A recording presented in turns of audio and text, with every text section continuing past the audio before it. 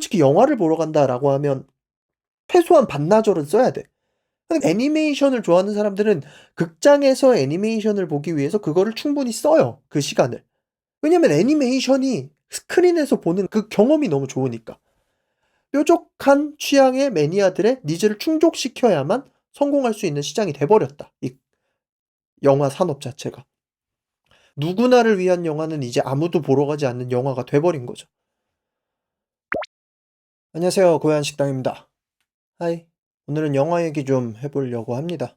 얼마 전에 오동진 평론가라는 분이 기괴한 칼럼을 쓰셔가지고 그게 화제가 됐었어요. 극장판 체인소맨 레제편이 1위라니 하면서 칼럼을 쓰셨는데, 체인소맨 레제편의 흥행은 굉장히 이질적이고 기괴하고 이거는 흥행할 자격이 없는 애니메이션이고 재패니메이션으로 칠 수도 없다. 지브리 같은 것만 재패니메이션이지 제목만 들어서는 도무지 어떤 내용인지 알 수도 없고 주인공 머리에서 전기톱이 튀어나온다는 건데 국내 젊은 관객들이 230만 명이나 몰리고 있다는 게 이게 대체 무슨 트렌드냐, 베놈과 비슷한 것 같다, 갑자기 이런 얘기를 하시면서 아마 안 보셨겠죠?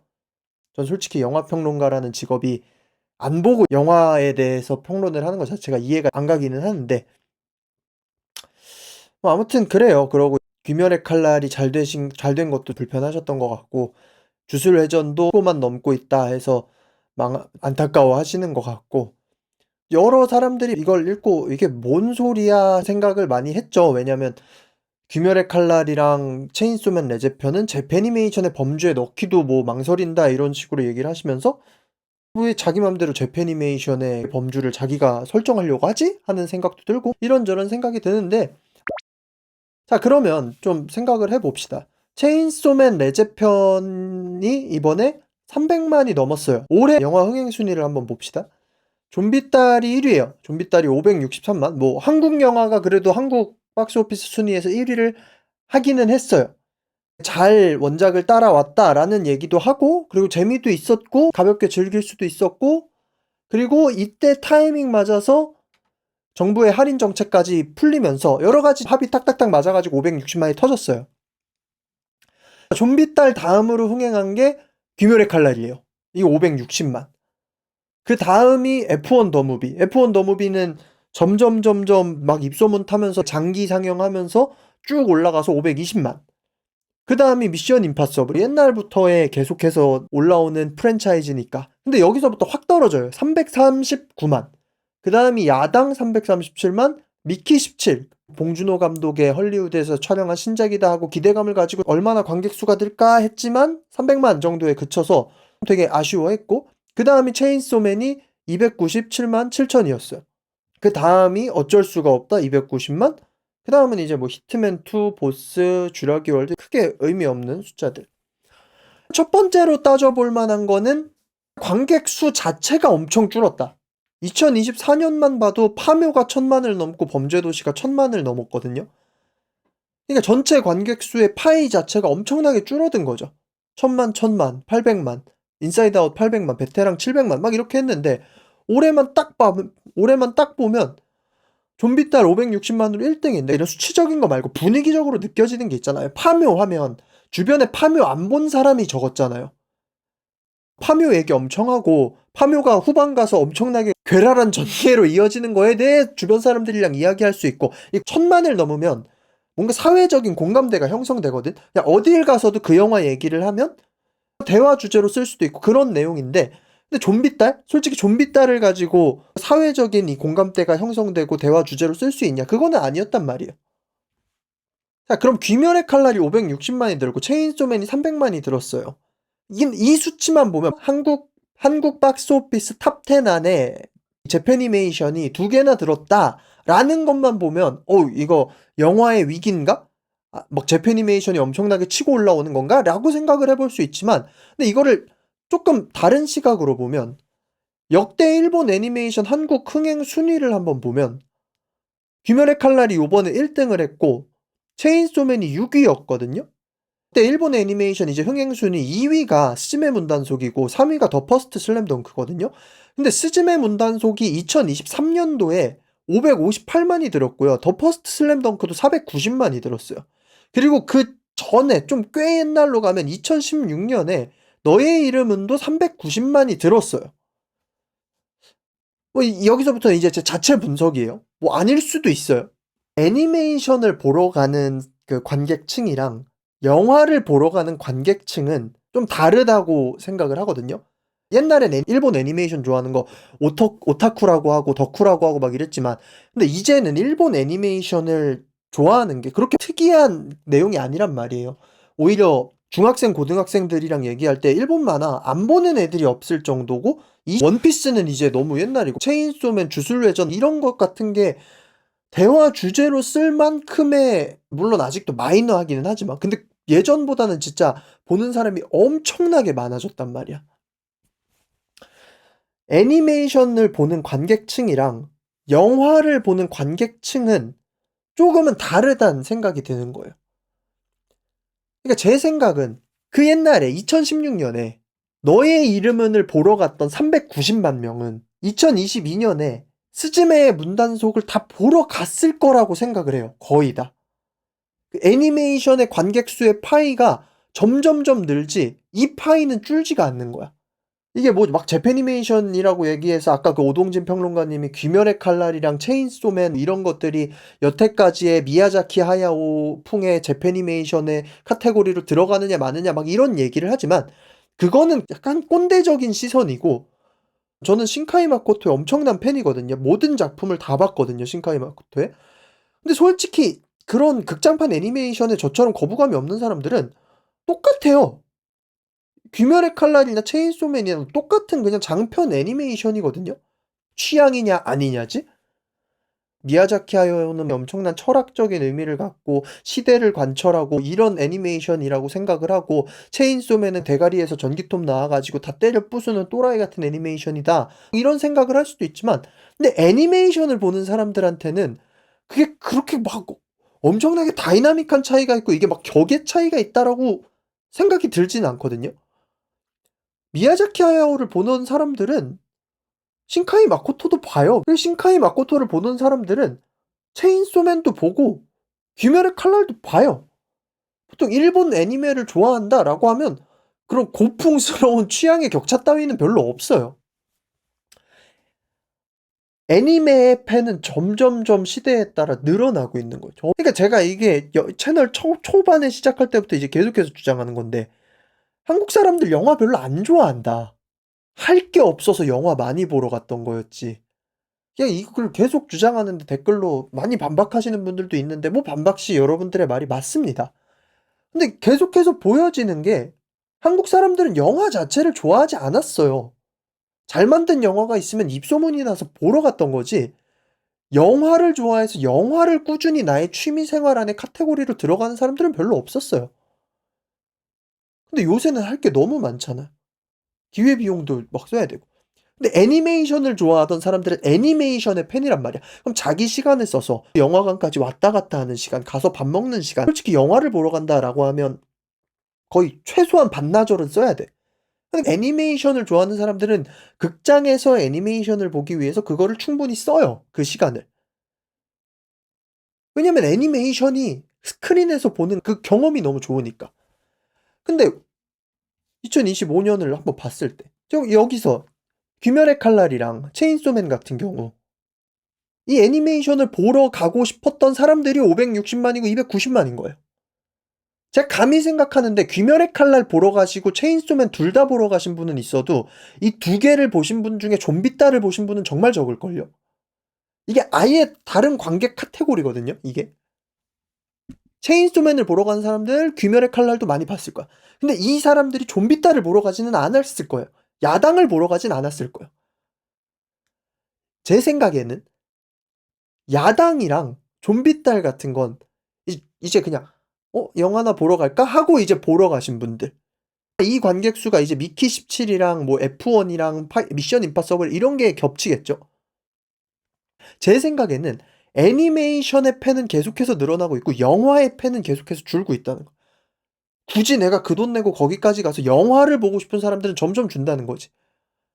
왜냐면 영화는 넷플릭스에서 볼 수도 있고 그냥 TV만 틀어도 볼 수 있고 그럼 영화로 손익분기점을 얼마를 설정해야지 돈이 될 만하냐라고 했을 때 제 생각에는 130만에서 200만 사이예요, 이제는. 관객들이 별로 이 스크린에서 스펙터클을 원하고 가지를 않아요. 요새 생각을 하는 게 신과 함께 시리즈가 지금 개봉하면요. 저는 200만 300만도 안 들 거라고 확신합니다, 저는. 왜냐면 신과 함께가 보여주던 것이 굉장히 클리셰적인 그 한국의 효에 대한 것들, 그리고 그와 플러스돼서 CG로 보여주는 엄청난 스펙터클이었잖아요.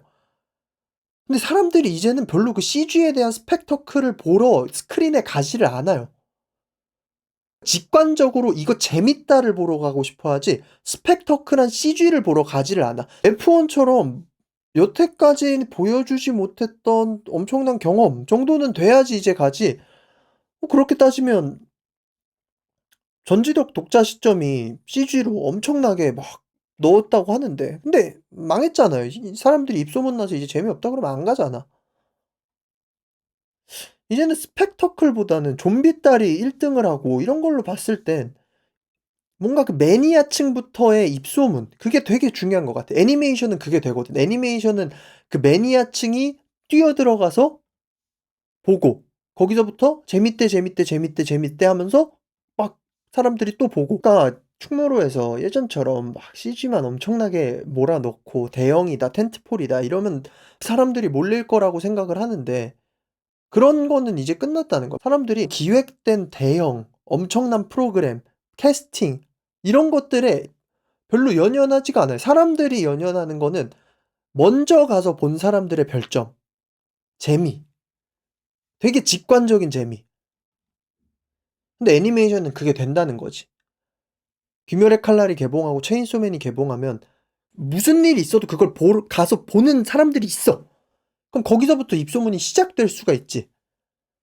근데 한국 영화는 전독 씨를 얘기하는 게 좀 웃기긴 하지만 전독 씨 같은 경우를 봤을 때 전독 씨도 때려 죽여도 가서 볼 사람들이 있죠. 전독 씨의 정말 열렬한 팬들이 있어. 거기서부터 시작이 돼야 돼. 근데 전독 씨의 열렬한 팬들이 이미 '아 이건 안 봐. 이건 보고 와서도 너무 실망했어.' 이런 얘기만 나오니까 사람들이 안 가고. 제가 이거를 되게 세게 느꼈던 게 비상선언 영화 망했을 때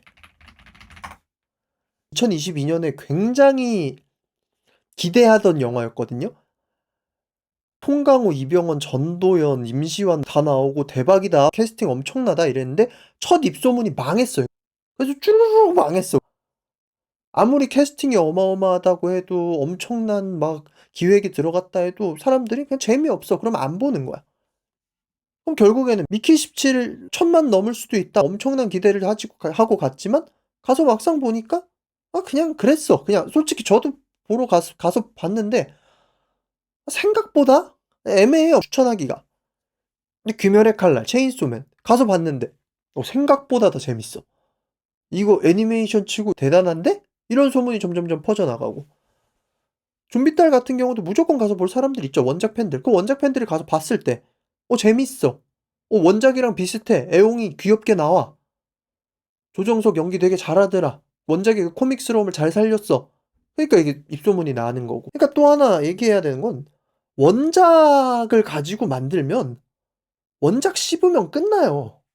이건 너무 진짜 너무 당연한 얘기인데 드라마는 오히려 좀 괜찮을 수도 있거든요. 드라마는 호흡이 길기 때문에 원작이랑 다르더라도 재벌집 막내 아들처럼 막판에 망치면 엄청난 비난 세례를 낳지만 그게 근데 드라마적으로 흥행은 했잖아. 근데 영화 같은 경우는 한 번 들어가서 1회적 경험으로 입소문이 나잖아. 전독 씨? 별로긴 한데 이 정도 망할 정도로 별로라고 생각은 안 하거든요. 이거 별론데 이게 100만에서 끝날 거냐라고 했을 때 그래도 한 200만 정도는 가도 될 만하지 않았을까라는 생각을 하는데 안 됐어. 왜? 이 1회적 경험을 사람들이 리스크로 받아들이거든. 이미 보고 온 사람들이 '원작이랑 너무 다르다. 볼 가치가 없다.' 이렇게 해 버리니까 사람들이 굳이 나의 반나절을 거기에 걸지 않는 거야. 거기에 투자하지 않는 거야. 왜? 너무 리스키하니까. 내가 갔다가 이 반나절을 망칠 확률이 더 높아 보이기 때문에. 그러니까 이제는 영화 기획이 '뭐 어떻게 돼야 될까?'라고 생각을 해 봤을 때 이번에 나홍진 감독님의 호프 나오는데 이거 망하면 이제 한동안 한국 영화계 대형 영화는 끝났다고 하더라고요. 이게 어떻게 될지는 모르겠어요. 올해 흥행한 영화 중에 흥미롭게 볼 만한 것이 얼굴이에요. 이게 100만 밖에 안 들었는데 굉장히 이 투자적으로는 성공했거든요. 이게 연상호 감독 작품인데 투자 비용이 엄청나게 쪼끔 들었어요. 그렇다고 이게 평론가들한테 엄청난 극찬을 받았느냐? 이것도 아니야. 관객 평론가가 "괜찮은 영화다. 꽤 잘 만든 영화다." 이 정도였어. "박정민이 연기력도 엄청나게 좋았다."라고 해. 근데 스토리는 쪼끔 호불호는 있어. 근데 100만 밖에 안 봤어요. 전독 씨도 100만 이고 얼굴도 100만 인데 근데 얼굴은 엄청나게 흥행했어. 왜? 2억 밖에 안 들었거든 제작비가. 저예산 영화 중에 최초로 100만을 돌파했거든. 그러니까 사람들이 이제는 그냥 재밌어 보이는 영화를 보러 가는 거지 CG를 발랐다, 캐스팅이 엄청나다 이런 거는 세일즈 포인트가 전혀 되지 않는 거라는 거야. 그러니까 이제는 충무로에서 영화 기획을 할 때 손익분기점을 막 100만, 130만 정도로 잡아야 돼요. 그럴 수밖에 없어요. 나홍진 감독님의 호프가 망하든지 안 망하든지 영화계가 쪼그라드는 거는 확실해요. 무조건이야. 그러면 그렇게 된 다음에 한국 영화계가 망할 것이냐? 근데 사실 문화산업이라는 거는 로망 산업이기 때문에 완전히 망하지는 않거든요. 왜냐면 그래도 아직도 10대 중에 영화 덕후들이 있을 거고 영화에 대한 로망을 가진 친구들이 있을 거란 말이야. 한 번 쌓아 올린 게 망하면 이제 거기서 자생하는 풀뿌리들이 생겨 나오겠죠. 막 진짜 한 2-3억 갔다가도 '내가 더 구르겠다. 더 획기적으로.' 이런 영화들이 나올 것이고. 그래서 차라리 한번 망하는 것도 나쁘진 않다. 물론 영화 산업 종사하시는 분들한테는 되게 죄송한 말이긴 하지만 어차피 망하는데 '이거를 너무 비관적으로 볼 필요가 있을까?'라는 생각은 들어요. 뾰족한 취향의 매니아들의 니즈를 충족시켜야만 성공할 수 있는 시장이 돼 버렸다, 이 영화 산업 자체가. 누구나를 위한 영화는 이제 아무도 보러 가지 않는 영화가 돼 버린 거죠. 애니메이션의 파이는 점점점 커지고 한국 영화에 대한 파이는 점점점 줄어들고 한국 영화 자체에 대한 로망이 점점점 줄어든다. 정말 특이한 짓을 해야 된다 이제. 정말 실험적인 거. 얼굴처럼. 진짜 매니아들은 환장할 만한 그런 영화. 그런 거를 저예산으로. 그러면 이제 영화가 살아나지 않을까. 그런 영화들이 계속해서 나왔을 때 그런 영화를 보고 자란 친구들이 또 뭔가 영화에 대한 로망을 갖고 그럼 영화계에 들어오고 막 이런 좀 선순환이 다시금 일어나지 않을까라는 생각을 해 봅니다. 여러분들의 생각은 어떠신지 댓글에 많이 남겨 주시고 구독과 좋아요는 영상 제작에 많은 도움이 됩니다. 그러면 빠이.